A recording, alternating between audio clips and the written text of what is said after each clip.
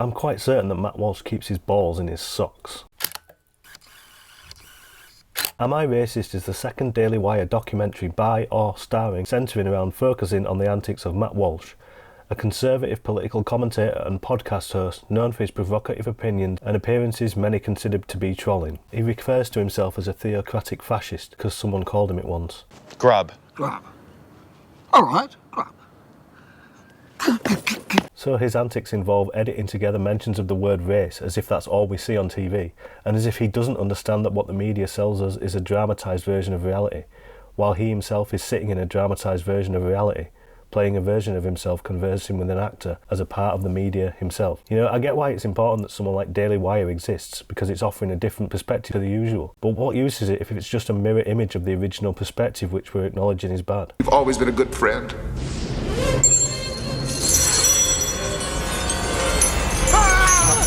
So we go from that augmented version of TV's reality to this completely scripted scene which he doesn't even pretend is based on real experience.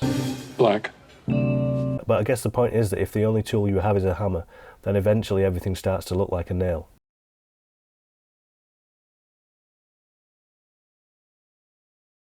Why not? Because this is the same problem with the trans debate.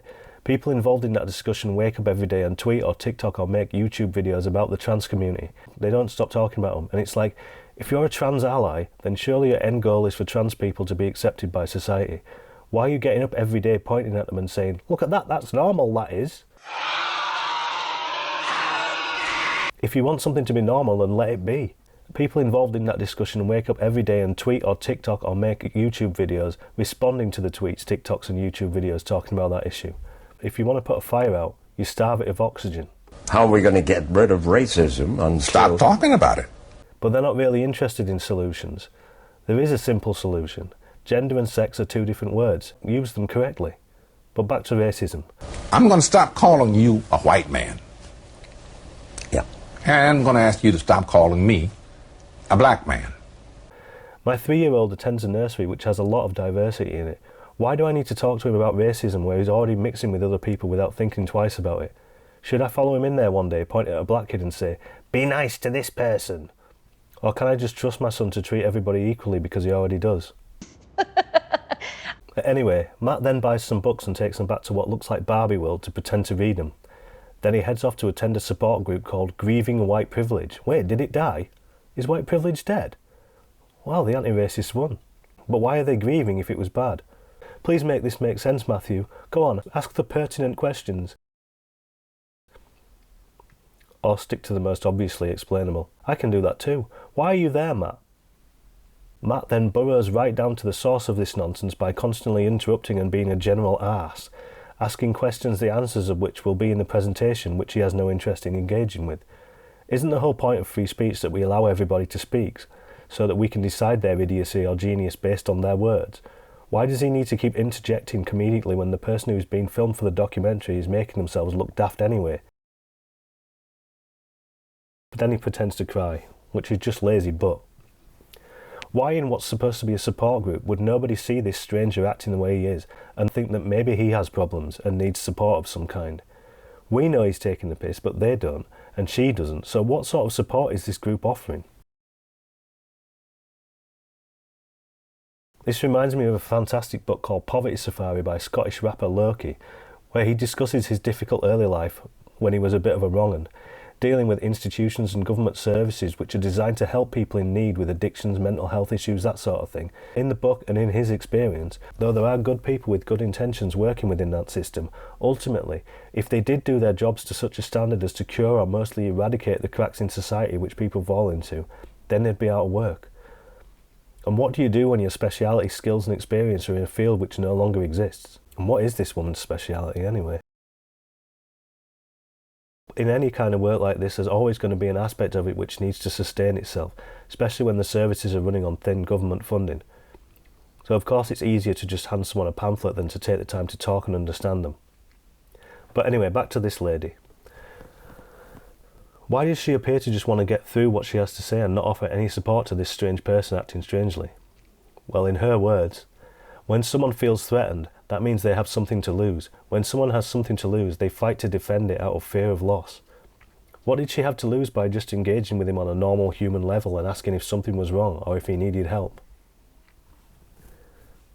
Of course he's kicked out, and perhaps rightly so, because they now know he's acting in bad faith. But is it not also bad faith to threaten to eject someone for asking too many questions which knock you off your script? So this is the strange part, because the Daily Wire is supposed to be an independent production company with its own ideas and unique perspective, but now Matt is adopting a fake persona like Borat, as if someone in marketing or accounts said, "We've crunched the numbers and we think if you adopt a more Borat approach then we'll have a hit." You know, it just feels like the Hollywood thing of just strapping a few ideas together and then selling it that way. Then Matt looked up a picture of Borat and thought, "You mean wear a suit? Gotcha." And the money came rolling in. $3 million this documentary cost. So here he is, being Matt Walsh, but in a suit. Hilarious, right? He can now use this character to really turn people inside out because they trust him, right? So he then gets into this conversation about the shadow self. The shadow self is an unconscious aspect of the personality that does not correspond to the ego ideal, leading the ego to resist and project the shadow, creating conflict with it. Interesting.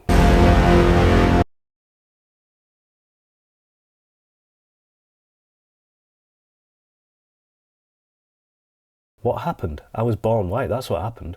I don't understand this logic, because I as a person of sane body and mind do not take credit, be that positive or negative, for what my ancestors achieved. I'm my own person. Of course knowing your history is important, as the famous quote goes, but that doesn't have to be your identity. You are what you do, not what other people did or do. Matt Walsh of course thinks differently though. So what's his problem? They're both attaching themselves to the same argument, but of course they both think the other person is wrong. Complete ideological opposites are very bizarrely attracted to each other. One day they'll just like smash the water cannon through the window of Lush and it'll all kind of foam up. And then we'll be fine. Because synthesis will emerge from thesis and antithesis. Yeah, we don't get into any of the nitty-gritty like that, because Matt's now playing a character based on his shadow self or something, and I'm convinced he keeps his balls in his sock, because this version of him is just him without any bite.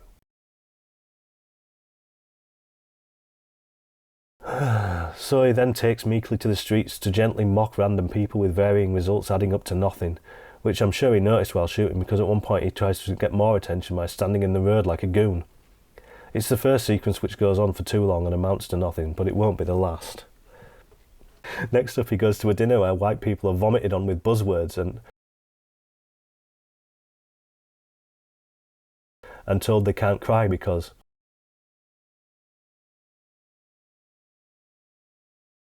Yeah, we can't have the attention shift from the buzzwords, can we? Oh, how unfortunate, here comes the Poundland Borat to disrupt everything. Why? They're chatting absolute word salad shite. There's no need to interrupt to get the message across that they're vacuous morons, but Matt has for some reason turned into Inspector fucking Clouseau. Well, I say for some reason, we know the reason. And we don't learn anything. Probably nothing to learn there anyway.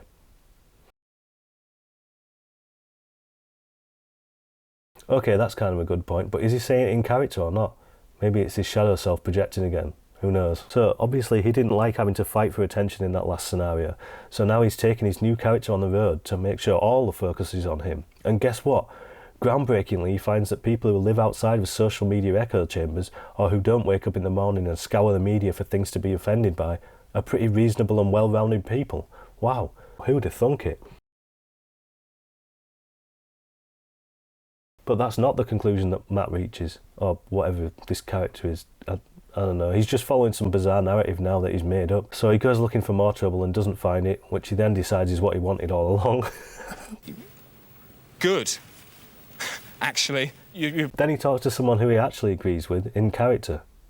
What's the purpose of that? It's like we're watching an improv comedy class, which would have been more useful for Matt to attend before he started making the documentary.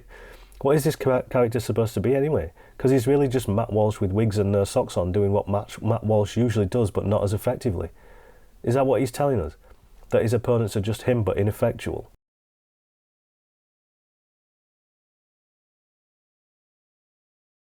And then he finally lands a gotcha moment, the only one in the whole doc, but it's so inconsequential that the documentary moves on immediately. And it's not even fast-paced. It's actually just boring. I'm going to rush through the rest because it's just... He accuses everyone of being a grifter, pulls out what I guess is supposed to be a big finale, which falls flat because everyone clearly just thinks he's a weirdo from the get-go, which he is, because he's just making stuff up and pretending it's real unconvincingly, because he can't actually create anything. He just responds to things that already exist by repeating them poorly. Like the last doc, where it was just a series of poorly compiled gotchas, like he just watched the opening of Bowling for Columbine and said, "Oh right, gotchas, gotcha," and bypassed any of the filmmaking techniques which made that film compelling. This time he looked at Borat and said, "Sue, alright, gotcha," but doesn't have the talent or imagination to actually create and sustain that character, because it requires you to actually understand and have empathy for humans on some level, even humans we disagree with, and then place them in situations where their beliefs are challenged. But you can't challenge the beliefs of a character if you haven't engaged with them in the first place in order to build the character, and also if you yourself don't even seem sure at which point you are and aren't the character. So what we get is just a flat line of nothing, high school level improv comedy skits with no rising tension or end goal, which culminates in a grand finale in which the people involved are clearly laughing at him from the get-go because he's such a shit actor, saying things that nobody has said in his own little dream world. And then we conclude that people who discuss racism are all on a big grift.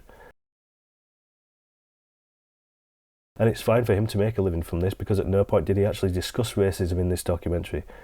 All he did was butt his ego up against a load of other egos, none of whom give a shit about fixing a goddamn thing. I was going to shove something in here about Plato's Cave, but I'm too tired now. We are the Don't Tell Show. If you liked, please subscribe.